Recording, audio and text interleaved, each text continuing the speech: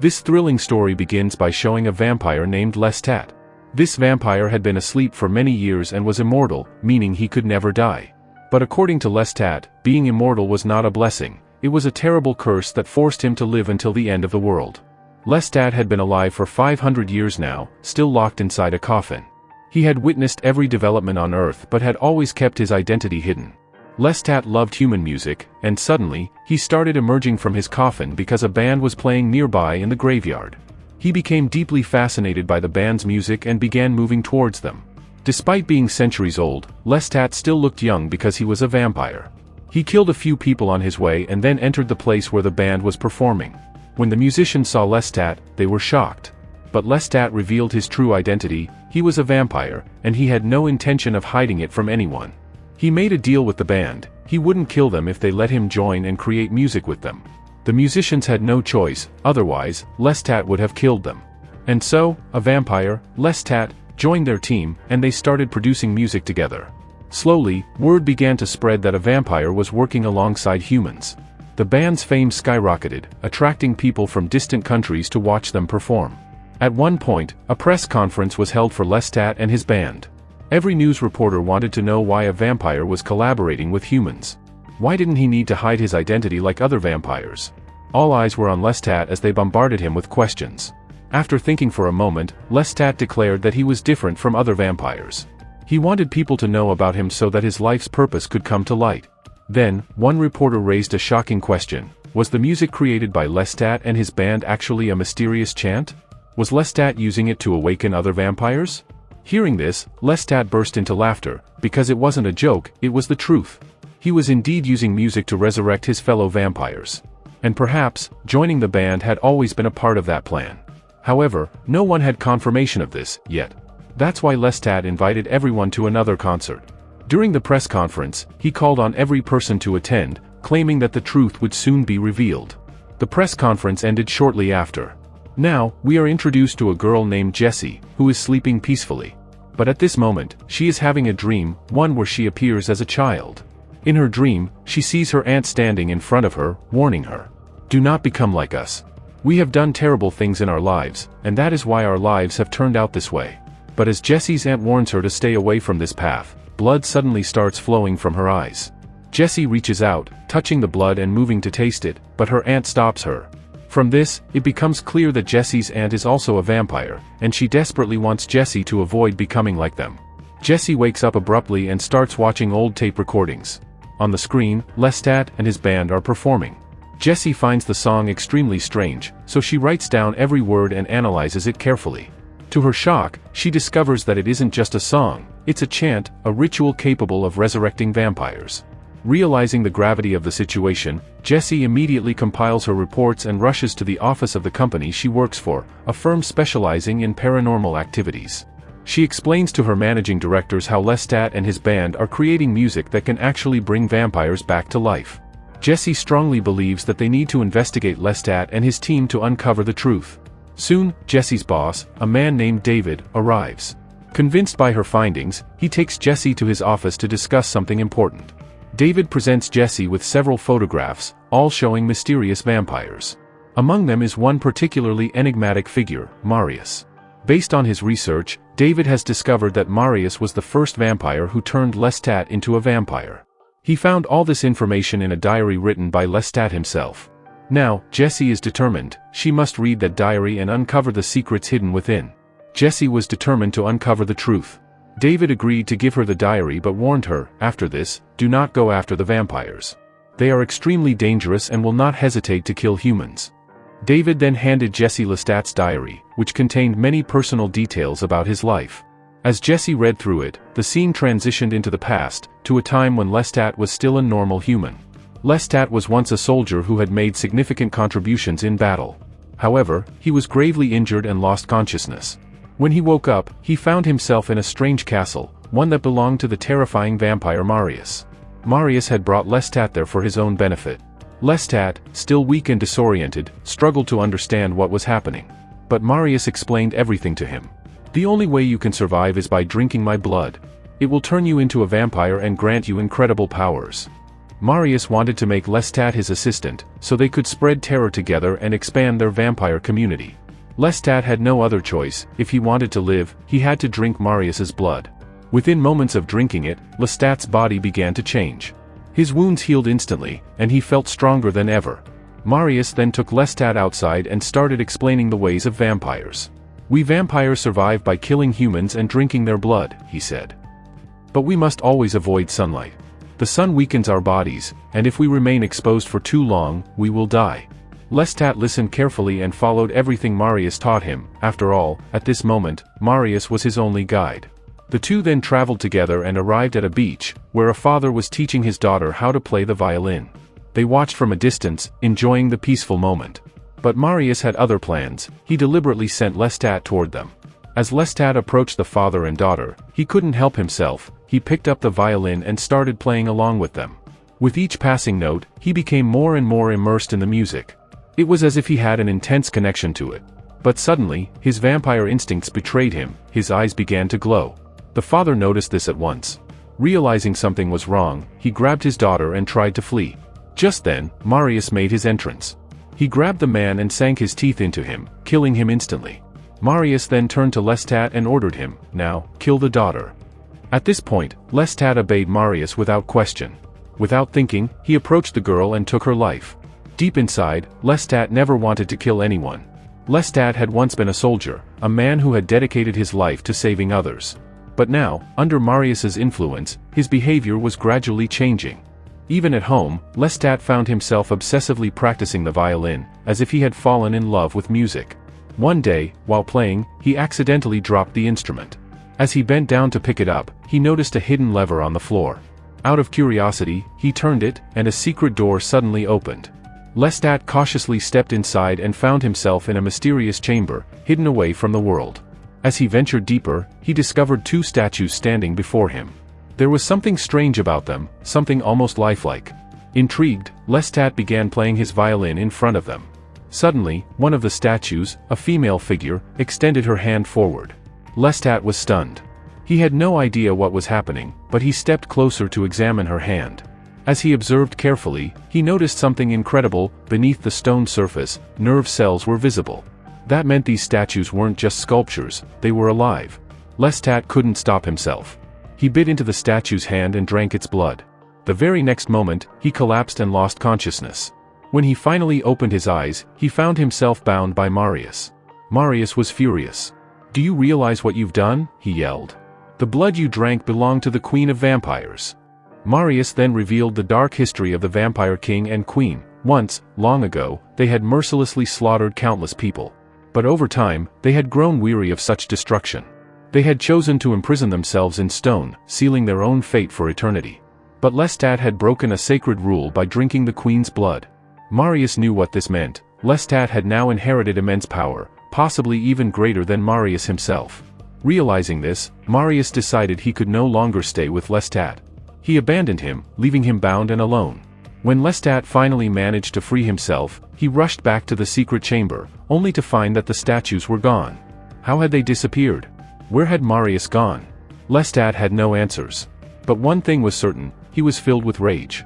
At the clubhouse, where many vampires were present along with humans, Jesse realized that after Lestat's interview, many humans now wanted to be converted into vampires. This was a club where people who desired to become vampires would come. When Jessie arrived at the place, many vampires surrounded her. They started interrogating her about why she was there. To save herself, Jessie lied, saying that Lestat had invited her and that she was about to become a vampire. Hearing this, the vampire community became quite happy, as their numbers were continuously increasing. Lestat overheard everything. He knew that he had never invited Jessie, meaning she was lying just to protect herself. As Jessie tried to move forward, several vampires surrounded her. They wanted to harm her and drink her blood. Jessie screamed loudly, but the vampires laughed at her. However, within moments, Lestat made his entrance. Since he was the leader of all the vampires, he immediately scared them off and made them flee. After driving them away, Lestat approached Jessie and asked her how she knew so much about him. Jessie responded that she knew everything, including how Marius had turned him into a vampire. But Lestat was not too shocked, as he had publicly written everything about himself in a book. He already knew that Jessie must have read that book and learned about him. Jesse wanted to ask Lestat some more questions, but he walked away without answering, as if none of it mattered to him. Meanwhile, David called Jesse and tried to explain that she should return, warning her that if she continued chasing after the vampires, her life could be in danger. But Jesse had already decided that she would attend Lestat's grand concert. That concert was going to have a massive number of vampires in attendance. David warned Jesse again that she should not go because Lestat had exposed many secrets of the vampire community. Many vampires did not want Lestat to be alive anymore, and there was a high chance that an attack would be planned against him at the concert. But Jessie didn't care. She was determined to conduct her deep investigation into the vampires. So, despite David's warnings, she set off for the grand concert. After many years, Marius arrived to meet Lestat at the concert. But Lestat was not surprised to see him. They sat down and began talking. Marius informed Lestat that a great danger had now emerged. Because of Lestat's music, not only had many vampires awakened, but the vampire queen had also risen. She had even taken Radha's life, and now she was roaming free. According to Marius, the vampire queen was coming after Lestat because of the way he played his music. However, Lestat didn't seem afraid of the queen at all. He simply declared, "Let the vampire queen come. I will fight her." Meanwhile, we were shown the club where the vampire queen was present. She had sensed Lestat's music and had followed it to the place where his entire band was performing live on television. Seeing so many vampires gathered there made the queen furious. She walked straight up to one vampire who was speaking to her disrespectfully. Without hesitation, she used her powers to rip out his heart and began eating it. The other vampires, horrified by this gruesome scene, started running away. But where could they escape from the vampire queen? Using her powers, she burned them all to ashes. Now, it seemed she was heading straight for Lestat's concert. At the same time, Jesse was also shown reaching Lestat's concert. Thousands of fans were eagerly waiting to get inside. Lestat had a manager who would bring various women for him to feed on. Jesse, using her intelligence, managed to slip in with those women, hoping to meet Lestat. When the women were brought before him, Jesse stepped forward. Lestat immediately recognized her. Taking her aside, he asked, "What do you want from me?" Jesse placed the book he had written in front of him and said, "I want to become a vampire too. I want to experience what it feels like to be one." But Lestat told her the truth, "You should be grateful that you are not a vampire. Vampires may have immense powers and immortality, but because of these things, they are doomed to be alone forever. Even if they wish for death, they cannot die." Jesse was stubborn about her decision, so Lestat decided to show her reality. He took her to a park. There, another vampire was about to attack an innocent woman, but Lestat scared him away. Then, in front of Jesse, Lestat viciously fed on the woman, draining her completely and killing her.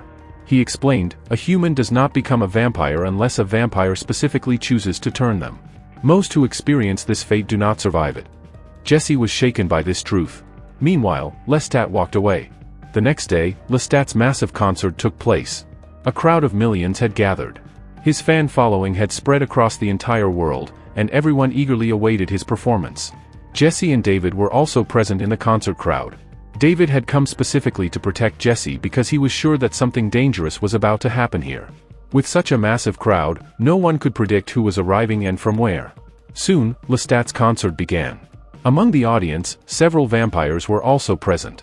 It became clear that many of them had gathered there with the intention of killing Lestat. David had been right, Lestat had gained many new enemies. Marius also arrived at the concert with members of his community. However, he was obviously against Lestat, meaning that if Lestat got into trouble, Marius wouldn't help him. Despite all this, Lestat ignored the risks and started his concert with his team. As soon as he began performing, several vampires jumped onto the stage and attacked him. But Lestat seemed to have anticipated this. He swiftly dodged their attacks and fought back, killing them one by one. After a while, Marius also appeared on stage, not to kill Lestat, but to fight alongside him. The two of them began eliminating their enemy vampires together. The fans in the crowd were terrified by the violent scene unfolding before them. But soon, Lestat and Marius found themselves surrounded by so many vampires that they started to weaken. Just as the enemy vampires were about to strike, they suddenly burst into flames and turned to ashes. Someone had wiped them all out in an instant. In the crowd, Jesse was shown standing when suddenly another vampire approached her. That vampire took Jesse with him to a safer place.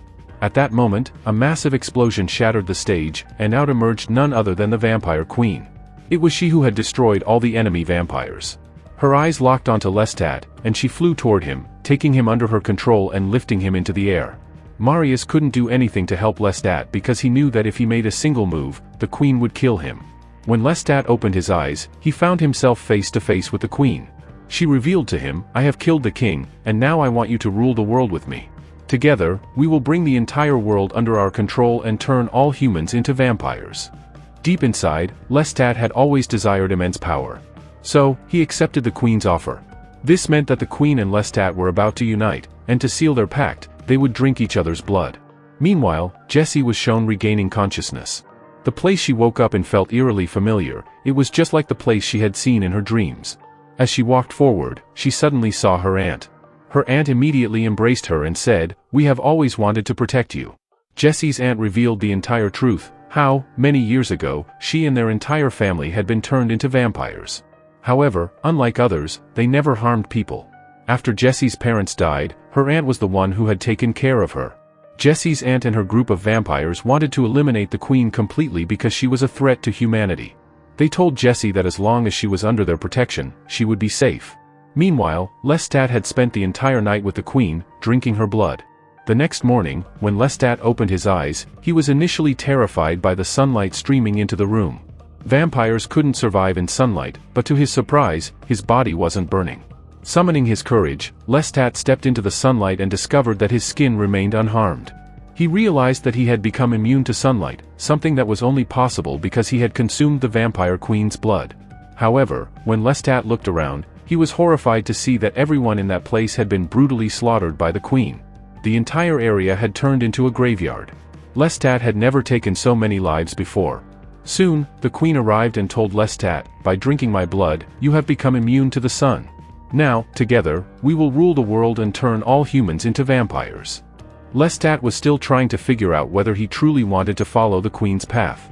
Meanwhile, Jessie's aunt and her team of vampires arrived to challenge the queen. After some time, Lestat and the queen appeared before them and ordered them to kneel. However, none of the vampires from Jessie's aunt's team were willing to bow before the queen. This enraged the queen, and she commanded Lestat, "Kill Jessie first." Lestat immediately approached Jessie and pressed his sharp nails into her neck. Jessie collapsed, unconscious. This meant that she would soon turn into a vampire. Now, it was time to eliminate the rest of the vampires. Lestat returned to the queen and told her, "I need more of your blood." He claimed that by drinking more, he would become powerful enough to destroy all the opposing vampires in one go. The queen extended her hand, allowing Lestat to drink her blood. As he drank, his strength increased dramatically. But while drinking, Lestat subtly signaled with his eyes to Jessie's aunt and her team, it was time to attack the queen. Realizing that Lestat had consumed more blood than necessary, the queen pushed him away in anger. Seizing the opportunity, the other vampires leaped onto the queen and began drinking her blood, determined to weaken her. The queen fought back using her dark powers, killing many vampires in the process. However, by then, she had already lost a significant amount of blood. Finally, Lestat stepped forward and drained the last drop of the queen's blood, knowing that doing so would end her life, and possibly his own as well. So now, Jessie's aunt stops Lestat from drinking the last drop of blood. She steps forward herself because she wants to sacrifice her life. After drinking all the blood, the queen turns into stone and is completely destroyed. Sadly, Jessie's aunt couldn't survive either, meaning the biggest threat to the world was now gone. Lestat then takes Jessie safely to David. David is completely shocked because Jessie has now become a vampire. This is what she always wanted from the beginning, and now she will spend her life with Lestat. Lestat had written everything about himself and vampires in a book, which he gives to David, as he is the only human he can trust. Lestat and Jessie immediately set off on a new journey, and with this, our story comes to an end.